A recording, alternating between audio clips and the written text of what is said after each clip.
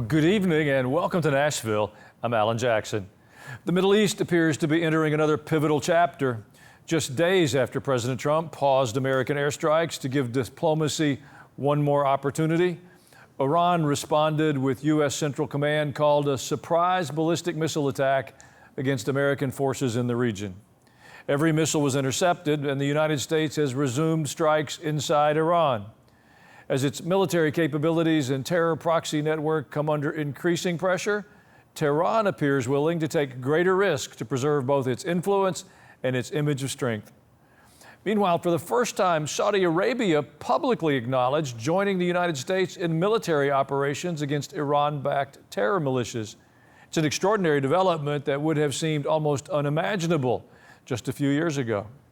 And earlier this week, Prime Minister Benjamin Netanyahu met with President Trump to discuss not only the ongoing war, but also expanding the Abraham Accords and the implementation of the Israel-Lebanon framework. Well, all of that raises larger questions. Has Iran's aggression unintentionally brought Israel and key Arab nations closer together? Could we be witnessing a historic shift in the balance of power across the Middle East? You know, for generations, many Israelis grew up surrounded by neighbors that openly questioned Israel's right to exist. As to these regional relationships begin to change, what are the Israelis thinking and understanding? I think COVID was the beginning of a series of shakings. Prior to COVID, there were a lot of things I trusted that don't seem trustworthy anymore. I trusted the CDC and the FBI. They proved not to be as trustworthy as I had hoped. It was as if the curtain was pulled back and we got to see the corruption. Well, since then, I think there have been episodes of shaking where we have gotten a curtain continuing to be pulled back on a variety of issues. On October the 7th, the Hamas attack on Israel, I think was another one of those episodes of shaking. I knew Hamas hated the Jews. It's in their charter. They've been acting that out for a long time. I went to the Israeli embassy in Washington and I saw the videos from that day. It was simply unbelievable what Hamas did on October the 7th to innocent Israelis, to men, women, children, families. It just wasn't human behavior. But what I wasn't prepared for, what got pulled back, the surprise, was the hatred of the Jewish people that exists in our own country. We saw it at Brown University in Columbia, those formerly elite schools. Now we're seeing it infiltrate influential voices in conservative media. Well, I've been an advocate for the Jewish people. My boss, my Lord, my King, he's an observant Jewish rabbi. In the New Testament, in Romans chapter 9, we find that God adopted the Jewish people as a nation. That's Paul's words, not mine. The divine glory, the manifest supernatural presence of God was with Israel. And our understanding of God's character is derived from how He interacted with the Jewish people in our Bibles. Through them, He showed us His glory, His ways, and His instructions for a holy life. Without the Jewish people, we have no Bible, we have no prophets, we have no scripture. We wouldn't know the character of God. Paul says it's through the Jewish people, through Israel, that Jesus Christ, our Messiah, came to the world. His arrival was not through any other people than the Jews. We are indebted to the Jewish people. They've borne an enormous price to be the delivery system for the redemptive purposes of God. So when Christians say to me, well, do you think we have any obligation to the Jewish people? My response is simple: absolutely. I also recognize that the modern nation of Israel is no more fully godly than the United States of America. Our nation does some wicked, ungodly things. Israel, they do some good things, but they do some ungodly things as well. What God promised in the Scripture was that He would regather the Jewish people to the piece of land He promised them, and then He would begin to clean up their hearts and their lives. It's the same promise He's made to you and me. He welcomes us into His kingdom, and then He begins to clean up our lives. Christians make a mistake of saying, well, I knew somebody that was Jewish and I think they were wicked.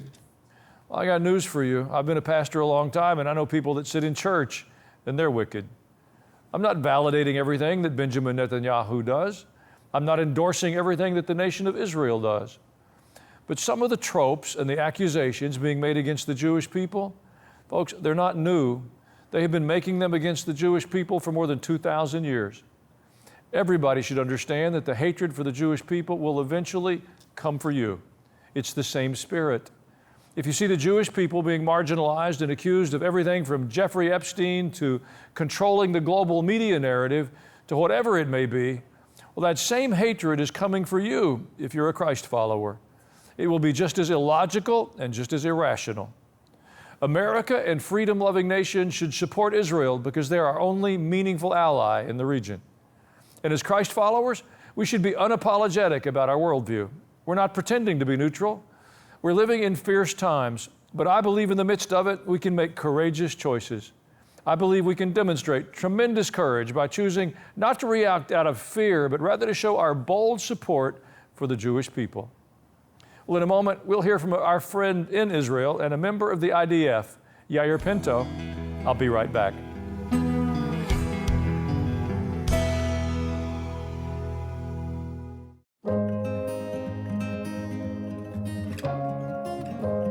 This year, we celebrate 250 years of God's faithfulness to our nation. From backyard picnics and ball games to laughter shared with family and friends, we've been given so many blessings to enjoy together. And in a world that feels increasingly divided, these moments remind us of what matters most: faith, freedom, family, and community. Alan Jackson Ministries wants to help you carry that message with you wherever you may go. This outdoor blanket and canvas tote bag are simple reminders of God's goodness and a way to spark meaningful conversations about faith and the hope we have in Him. Request your limited edition tote bag and outdoor blanket today with your gift of $100 or more at alanjackson.com or call 800-880-5102.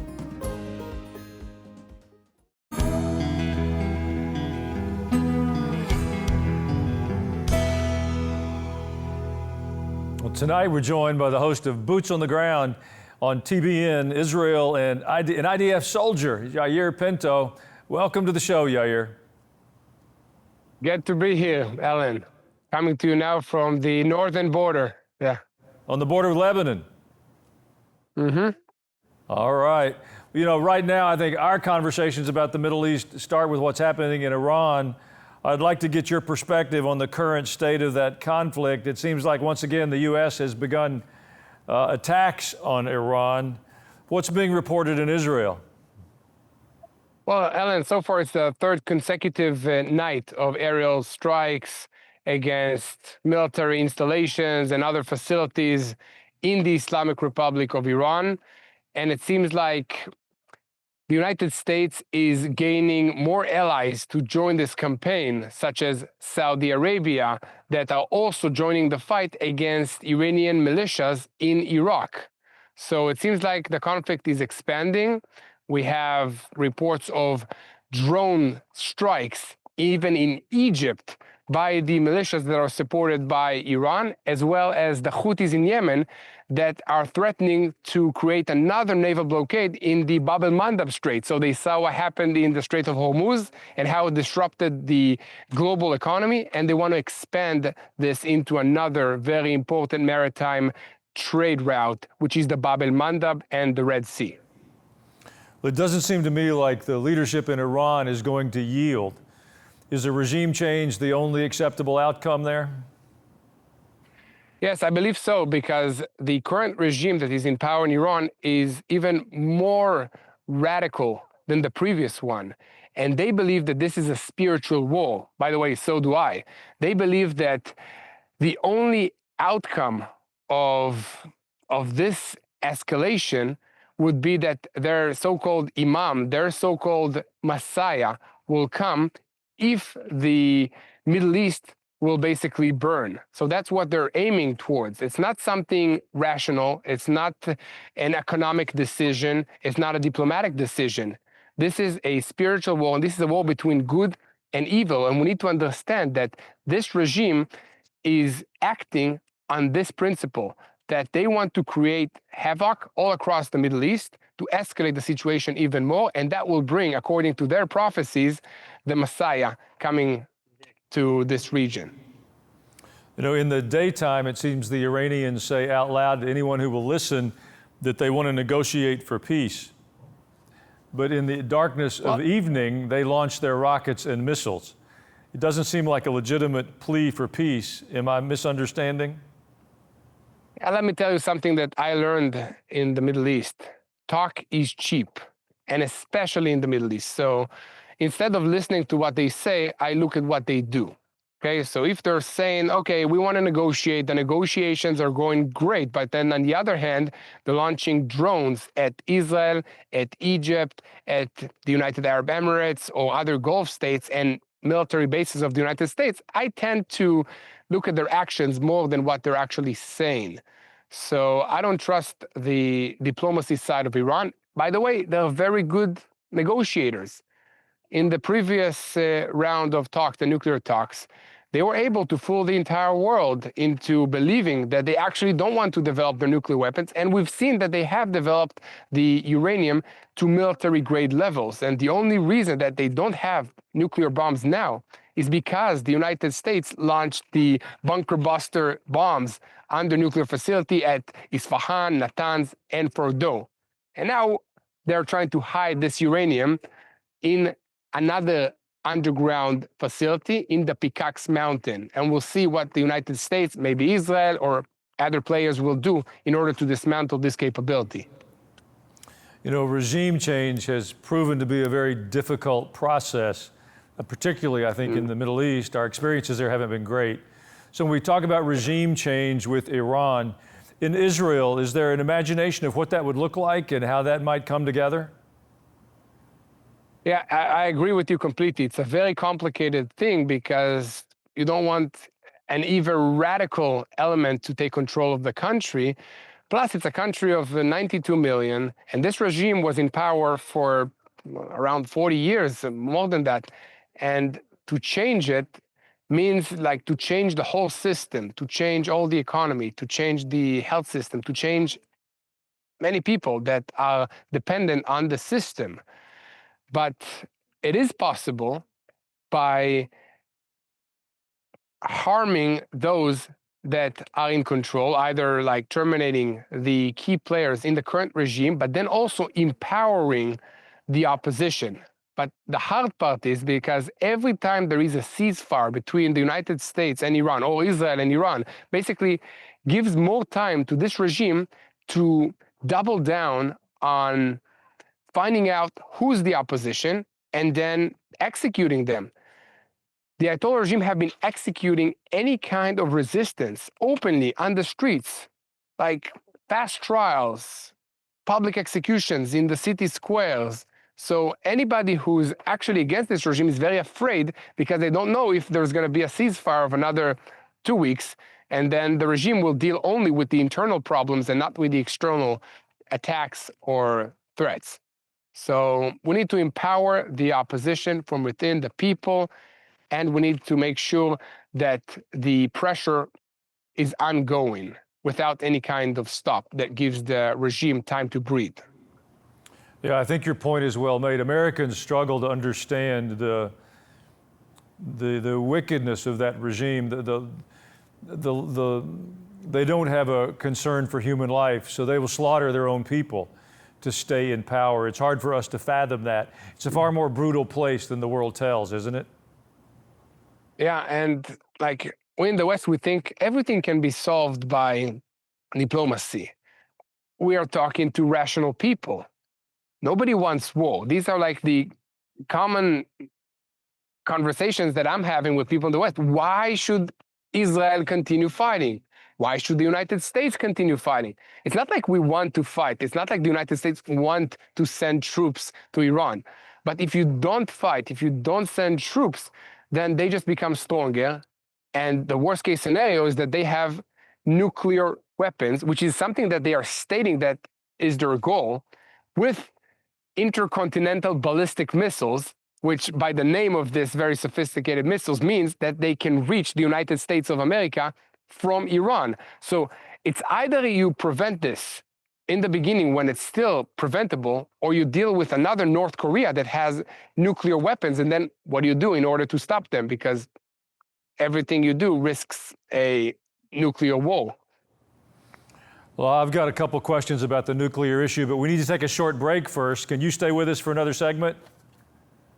For sure. Those of you listening, if you happen to have a phone close by, try logging on to ajnow.com. Send me an email. I'd love to hear your thoughts on this topic. I'll be right back.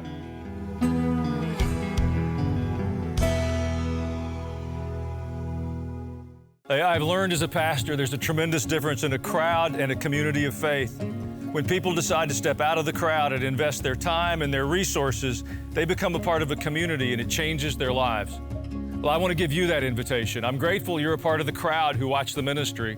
I want to ask you to consider becoming a monthly ministry partner.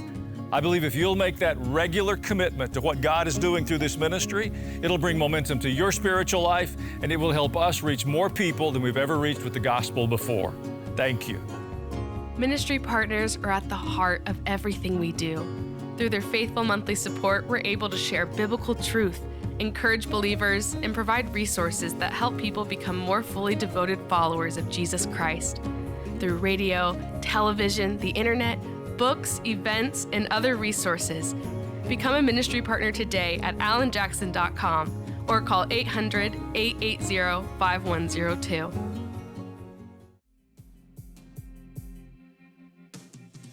America is turning 250 years old.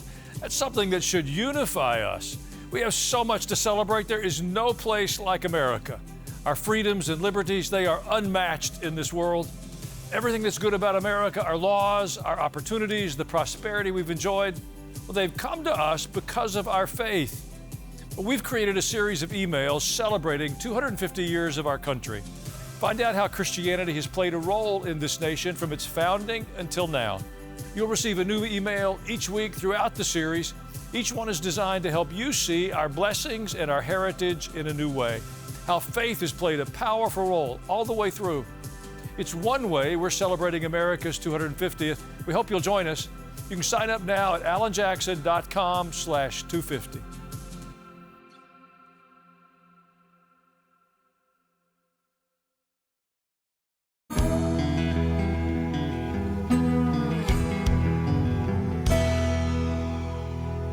We're back now with our friend from Israel, Yair Pinto.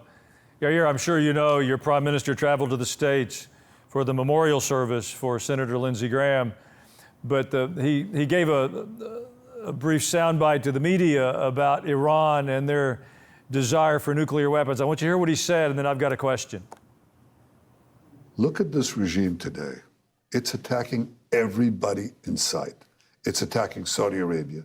It's attacking Kuwait. It's attacking Bahrain. It's attacking the UAE and others.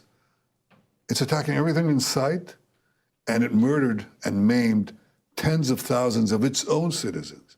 This is what this regime in Iran does today when it doesn't have nuclear weapons.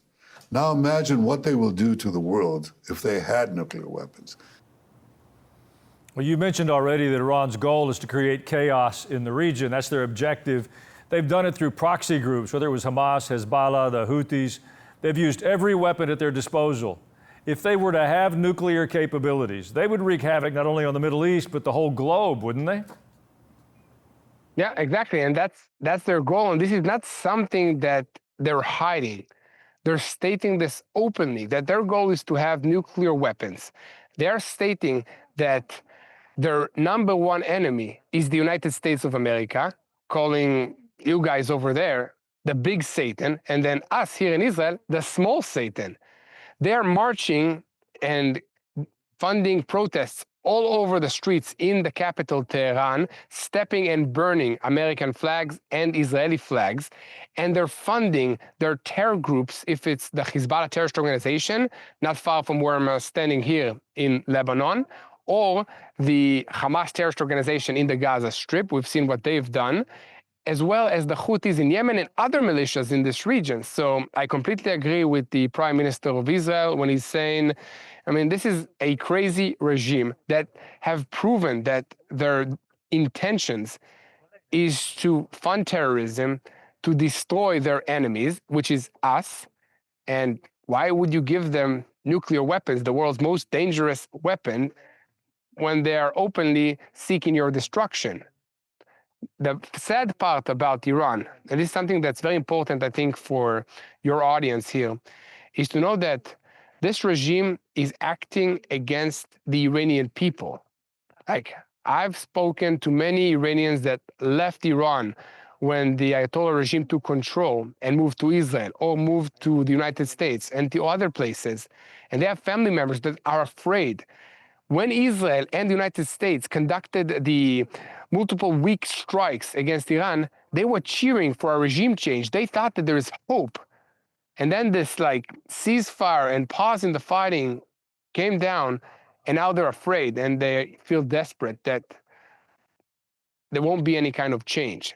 So definitely, if you have a regime that tells you that they want to destroy you, that puts the money into developing weapons of mass destructions and funds terrorism, you better believe them when they want to say that they're going to destroy you and not give them the tools to do it. You know, Yair, I know you understand that America is very divided. Those who support Trump tend to be in favor of the war with Iran. Those who don't will oppose it. I know Israel's just as divided around your prime minister. Are Israelis united for this conflict against Iran, or are you as divided as America? No, regarding the conflict in Iran, Israel is not divided at all. And also you can see it with the pre-election campaigns that we're having currently. All the major candidates are presenting a strong hand in their future plans to deal with Iran. So the understanding that this is an existential threat to the Jewish state of Israel and to us, all of us, is, I think it's bipartisan in Israel, if you can say that. It's basically, it's crossing the left and the right. But the issues that this election in Israel is going to tackle is more the who's going to join the IDF. That's a major one. If the ultra-Orthodox will be mandatory drafted into the IDF like the rest of the country or not, that's a major issue. And then the other issues are more economic and internal into the day-to-day lives of the country, and not so much, I would say, towards how to deal with the Islamic Republic of Iran or not. Well, one last question. I'm concerned for my friends in Israel. You're not really built for long-term wars. And since October 7th, it seems there's been an unending stream of conflicts. Hamas, Hezbollah, Iran. That's a tremendous drain emotionally more than anything. What's the attitude in Israel? How are you doing? So, yeah, it's hard. It's hard because Israel has been used to short, precise, strong wars up until now. You know, the 6-Day War, the Yom Kippur War. All our wars were like a strong response and over. But now it's became kind of part of our lives. Each Israeli has two lives. In one life, he has a family, a job, and a business or whatever he does. And then on the other life, he needs to put on a uniform and go and defend the country if it's in Lebanon or in the Gaza Strip or in Syria or in other places inside the country. So it is super hard. And I would say to the audience that are watching, please pray, not for the IDF soldiers, but for the family unit. This is the unit that is under attack, and I think this is a spiritual war, and this unit is under attack. Not many people are talking about it, but so many of my friends have gone into divorce. The family unit is under attack because the husband and the wife are separated, and they're under a lot of strain. So this is another way that the enemy is trying to defeat Israel, by attacking the family core unit of the people of Israel. So when you pray, pray for the wives at home, for the children, for the husband, and for the family unit altogether. Yair, thank you for your time today. Your insight, as always, has been helpful. I'll be back in just a moment.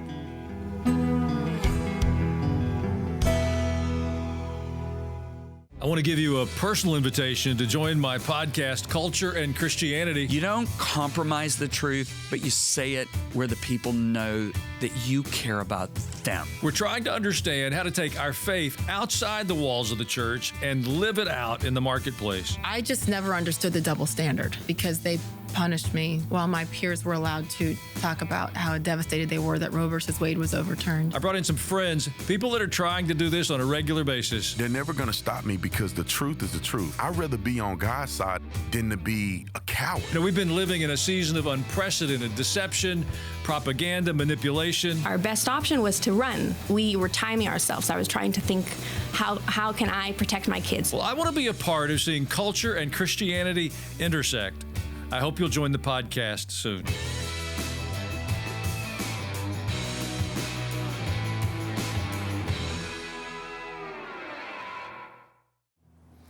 Thank you for spending a few moments of your day with us. Don't forget to pray for the peace of Jerusalem and for all of the Middle East. Folks, God is moving in the earth. Let's join Him in His purposes. Good evening.